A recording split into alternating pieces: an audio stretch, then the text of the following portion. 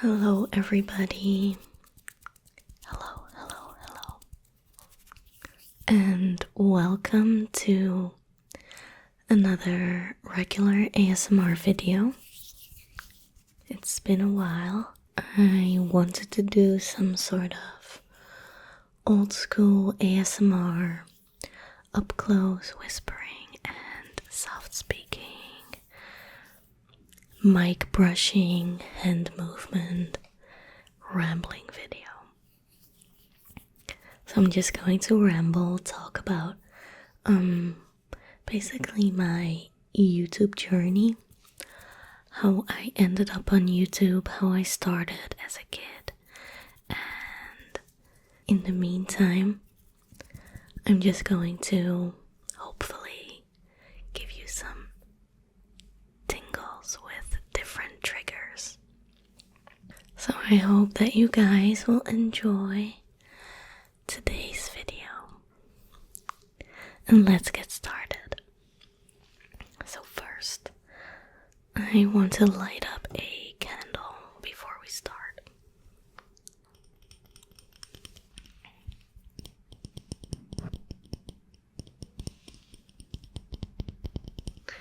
And this is one of those apple cinnamon candles. It's my favorite type of scents. I really like cinnamon, apple, caramel,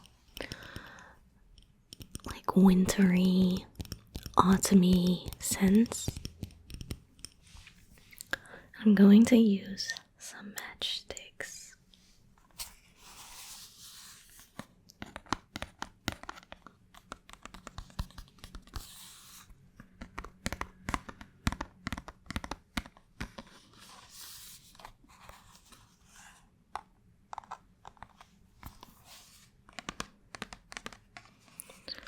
It looks like the front is in Swedish for some reason.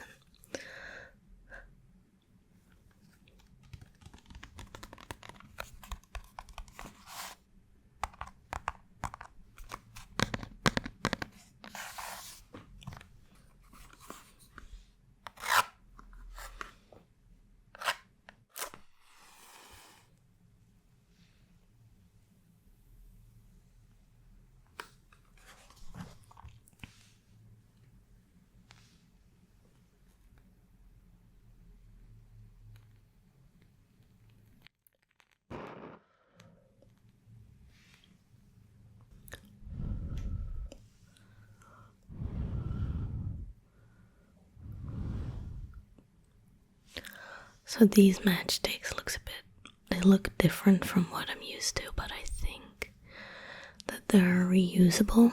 They're also from some kind of softer material. So I'm gonna set this aside.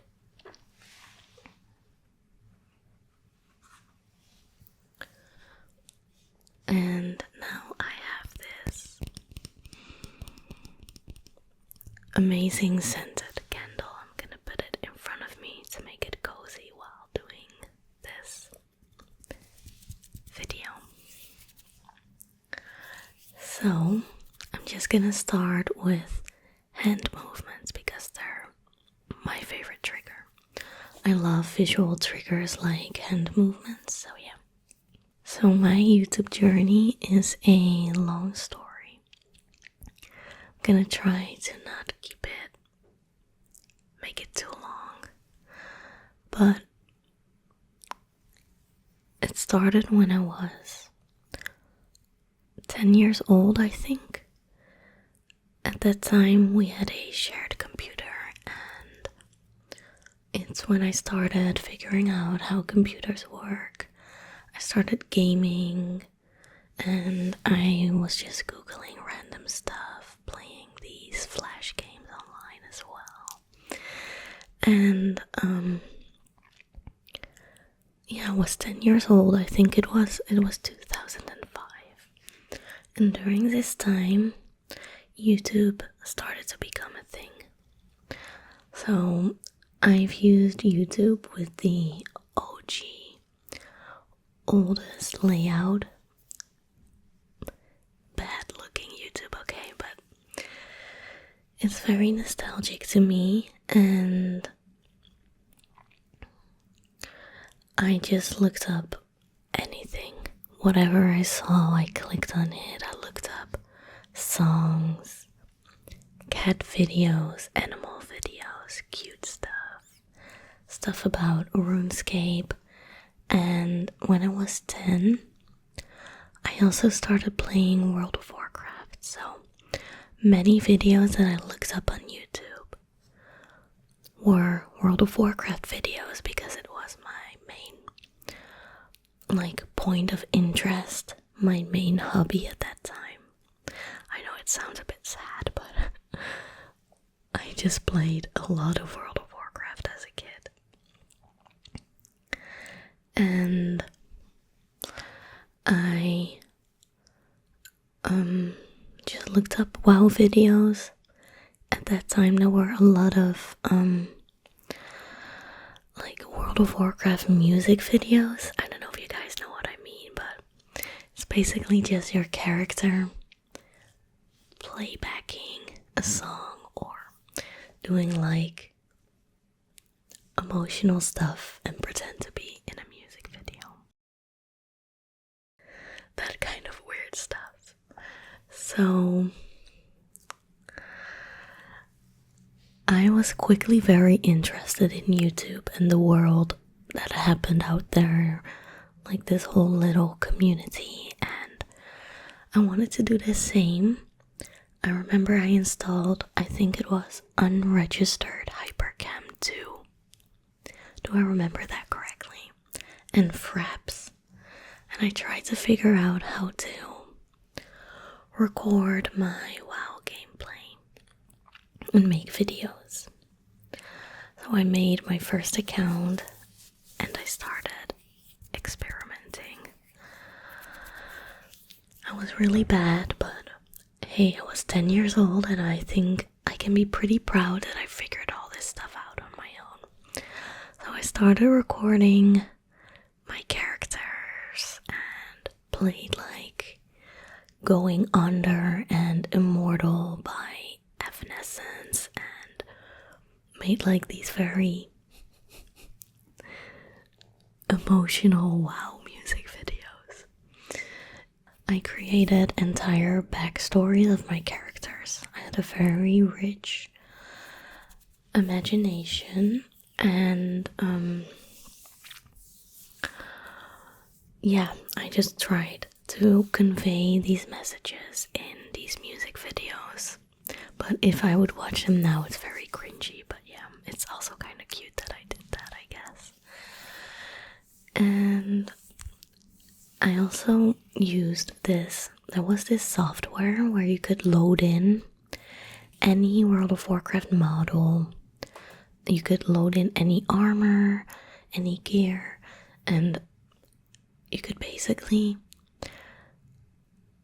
make your own models and use these to edit in the software and add backgrounds and just completely alter it and add effects and stuff. But I had no clue how this worked. I figured out how to use I edited in this Windows software, like Windows Media Maker or something. And I used this software, but I had no idea how to remove the background. So I just recorded in that software with the plain blue or black background, very ugly.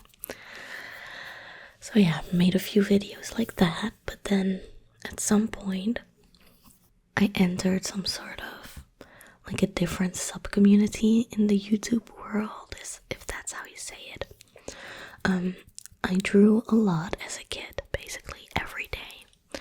And I remember, I'm gonna switch to a brush by the way. I remember I got my first Wacom bamboo tablet for Christmas, and I was 12 or something, 11 or 12. Very young. Because I saw people draw on YouTube, and they would speed up the process, add Japanese music. It was usually all anime and kind of weeby stuff. and I wanted that. So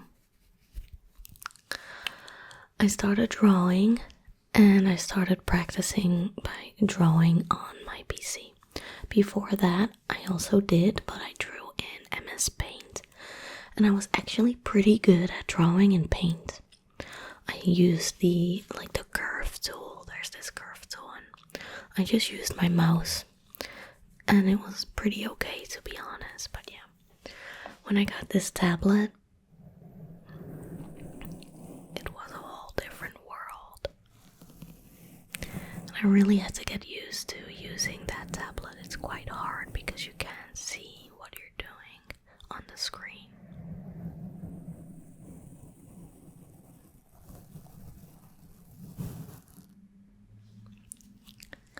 So I got better and better, and when I felt confident enough, I started recording my drawing processes, and I made a new channel where I would only do these drawing videos. And it was funny because in this YouTube manga anime drawing world, it was very normal to come up with your own avatar.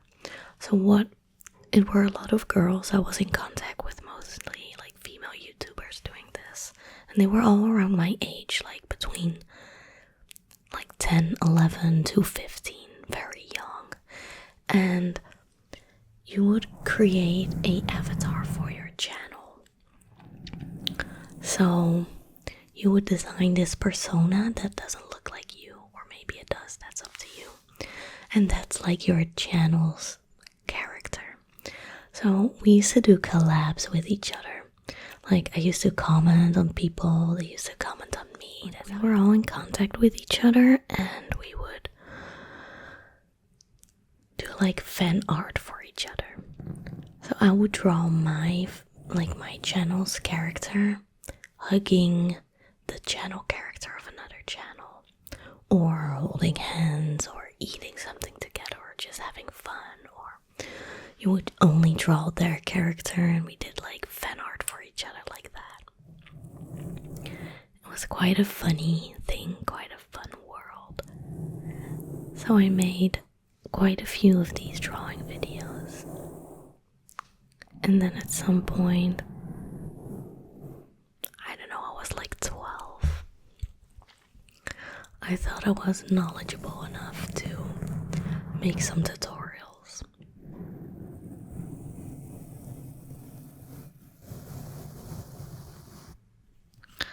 So I made a few tutorials, and some of these are very cringy. If I watch them again, I'm like, why did I say that? Because of my broken English and direct translation from Dutch to English, I sometimes even sounded very harsh and rude and direct in my way of describing things, and I'm sure I didn't mean it like that, but when I see them now, I'm like, but yeah.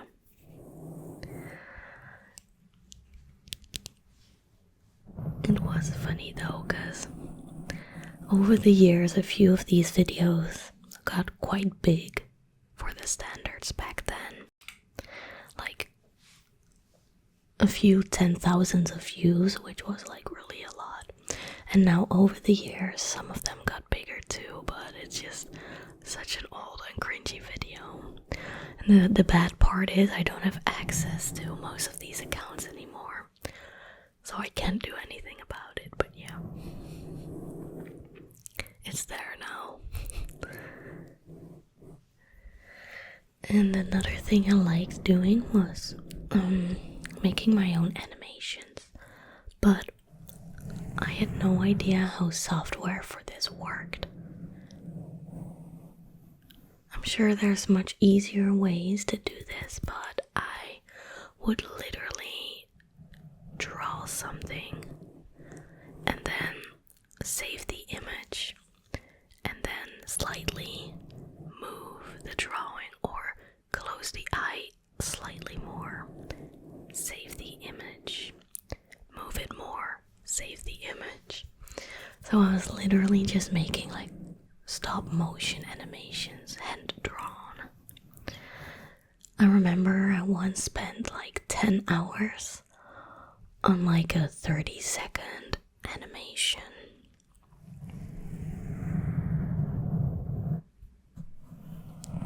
But yeah, that's the stuff that I was doing. And then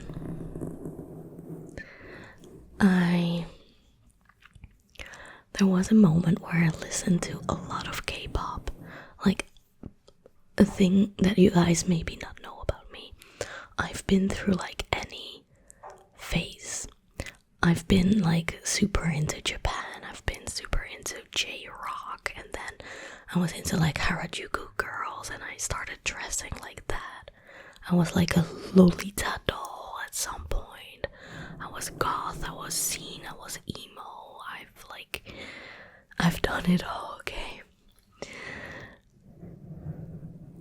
But when I was really into K-pop, I practiced these dances and I tried recording myself doing these dances because it was a very popular thing back then. The same as sea walking. Sea walking was like this type of shuffle dance thing that a lot of people around here were doing, and a lot of people around the world, I guess. And I tried it too, but I was so bad. So I stuck to the K-pop dances, and I think I uploaded like 2 or 3 of them on YouTube, and they were so bad. I don't think, okay, maybe not the worst, but not very good.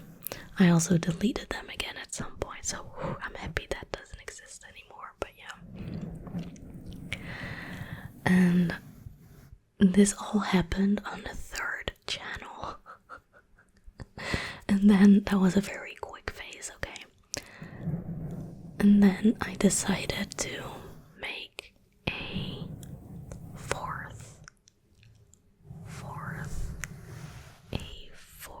channel. And this is when I was quite a bit older. I was like 19, 20, and I wanted to do like traveling videos and stuff. People who went traveling often did these like recaps or summary videos where they added like nice music and would show like snippets of their holidays and stuff, and I wanted to do that.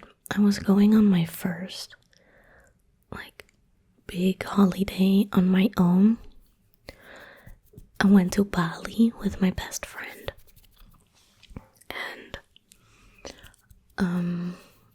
yeah, I just recorded snippets of that trip and made it into a like summary video, because I thought it was also nice to have as a memory for yourself, you know. You can always look back to it and be like, oh yeah, that trip was so much fun. And then I'm gonna do some fabric rubbing too, by the way, because I think it sounds pretty nice and tingly. And then I went to study in Korea, in South Korea, in Seoul. And I wanted to record the process, like the adventure. It was my first time living abroad. I was like 21 or something. And yeah, 21. And I wanted to just capture my journey. So I recorded some videos and made like, I think only 2 summary videos because I just had so much fun in Korea. This like half a year was the best period in my life. And at some point I just couldn't be bothered recording. I just was too busy having fun basically. But I did capture like quite a few key moments, so that's good. And then I think I also made a video when I went to Greece, and then I kind of stopped because I really got back into gaming. I've always gamed, but on and off, and not that like actively at all times. And this time I just really wanted to pick it up again and make a gaming channel. So I tried to do a gaming channel, which was pretty hard because everyone was doing that at the moment. And it's really hard to like stand out of the crowd when everyone wants a gaming channel. So I tried my best. I played some horror games and some like silly platform games or short indie games. And they didn't really work well. It wasn't really a success. I only got like a few hundred views and that's about it. And I put a lot of effort into those videos, so I tried to edit them funny and stuff, but nah. It's also hard because I was switching to English. Like before that, everything was in Dutch, I believe. And suddenly I'm switching language and I'm a pretty funny girl, okay? Like not to like brag, but I'm funny. But in Dutch, I'm even funnier. It's my native language, and just joking with my accent is always like a part of the fun, but that is a thing that doesn't come across in English. Like I can't. So I had to make the switch. I wasn't that funny because it's hard to like translate jokes in English, and it gets lost in translation, and then it takes too long and the fun is over, you know. So I kind of like stopped for a bit, and then like somewhere in this process, I don't remember exactly when, I discovered ASMR. I think it was somewhere when I was doing the travel videos. That's when I started watching ASMR. I need to think of the order. I actually think that before I went to Korea, actually. So before that last set of travel videos, I was talking with my best friend and he was like, you should try to do an ASMR video, because I think you would have a good voice for it and you're not shy and you already have a YouTube channel and you like making videos, so try it. So I did. It's my first video on this channel. And I just wanted to see what it would do. And, well, funny enough, it didn't go viral, but it got like 7,000 views in a short amount of time. And I was like, oh, that's like the most that I ever got. I should do something with this. So I made only a few ASMR videos, not that many. And then I went to Korea and I barely had time, and I kind of like didn't really touch the channel. I think I made like one ASMR video in Korea and that's about it. So then when I got back in the Netherlands, I first got a huge reverse culture shock. Like, they taught us about reverse culture shocks during my bachelor because it's quite a big thing. I never thought it would happen to me because I didn't have a culture shock in Korea to begin with. I only got it when I got back here and I was like, what's up with the attitude of people in this country? And I really, really, really missed Korea, so I had a very hard time adjusting back to the Netherlands because it's such opposite worlds in terms of how people are. So it took me a while to get motivation back for anything, basically. And then like I graduated and stuff, and I had a lot of free time. And that's when I decided to really pick up making videos again, ASMR videos.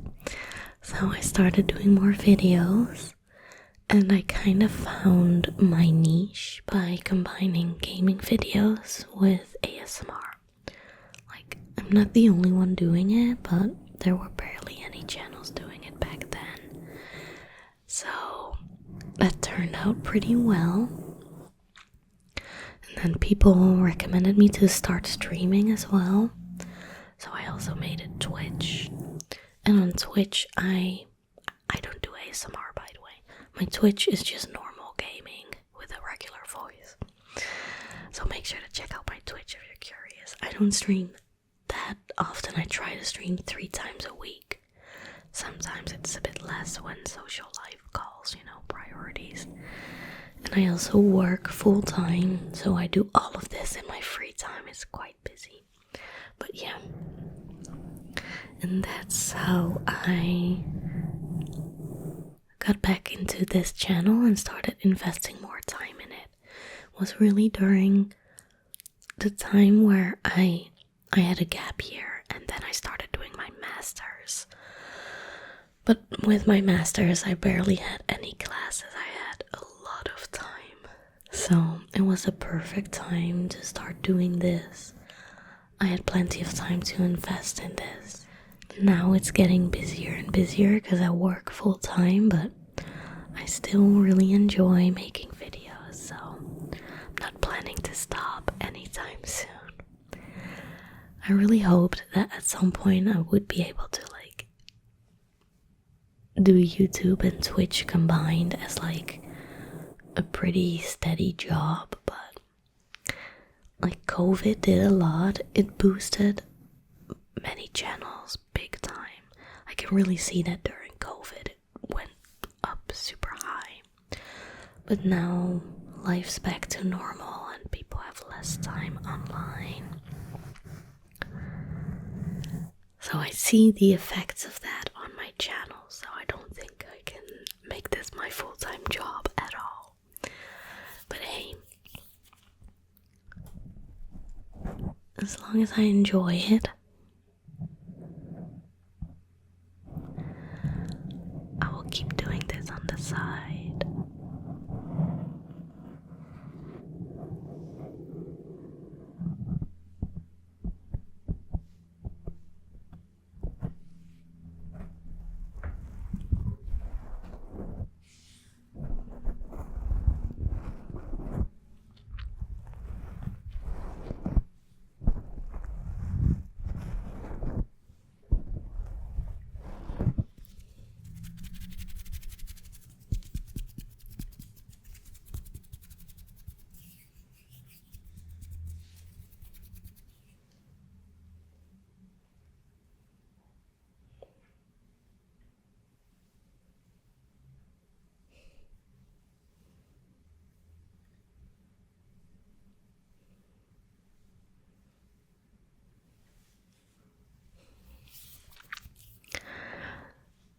So, if you guys have any other questions, let me know.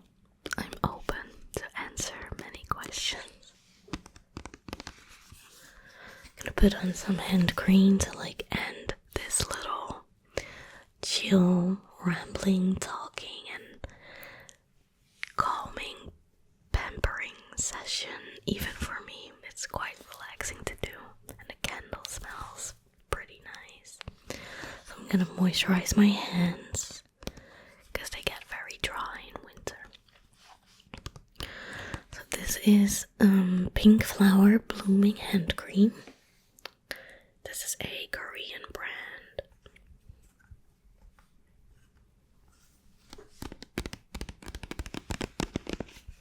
It's a very light hand cream, it absorbs pretty quickly, but it smells very good.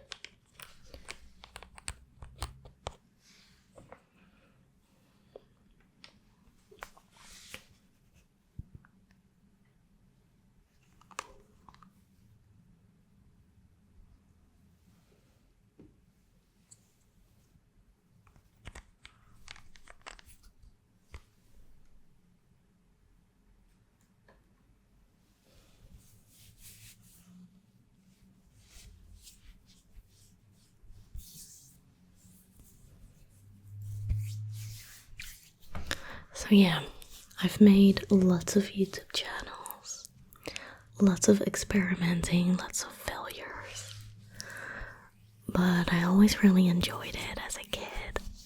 Like, I taught myself how to do everything, all the editing. I never followed any course. And yeah, I use this now for my full-time job as well, so kind of made my hobby into my job in some sort of way.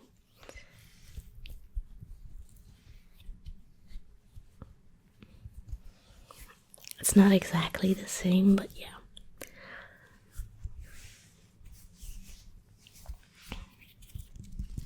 So I'm going to end the video here. Thank you all so much for watching. Thank you, thank you, thank you. I hope that you're sleepy and calm and relaxed. And let me know what you think of this type of video. And if you have any questions, leave them down below. And don't forget to give this video a thumbs up and a comment to help boost the engagement and the algorithm of the channel. And subscribe if you'd like to see more. And thank you so much, guys. I really, really, really, really, really appreciate all of your support.